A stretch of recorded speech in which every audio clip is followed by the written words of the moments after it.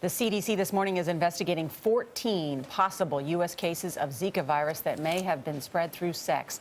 The new cases include several pregnant women, and that brings the U.S. total to at least 105 travel-related cases covering 24 states and Washington, D.C.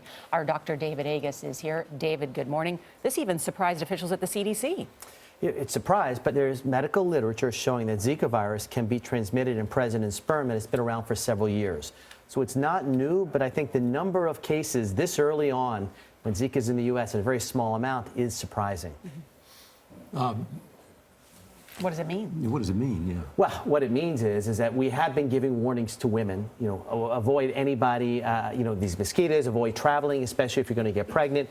But now what it means is we've shown, or scientists have shown, Zika in sperm for up to 60 days. And so what it means is anybody traveled on those regions and they're going to have sex, they need to have protection or they need to abstain from sex. They might not know they have it. You're right. Many people may have no symptoms with Zika. We don't know if they can have Zika virus in their sperm. It hasn't been documented yet, but it's certainly possible, especially with the new cases.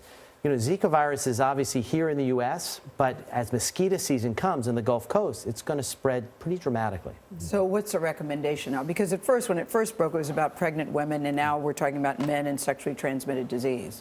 Well, you remember the 80s. You had to ask everybody their sexual history, and we were all worried about HIV at the time. Now, you have to ask people their travel history.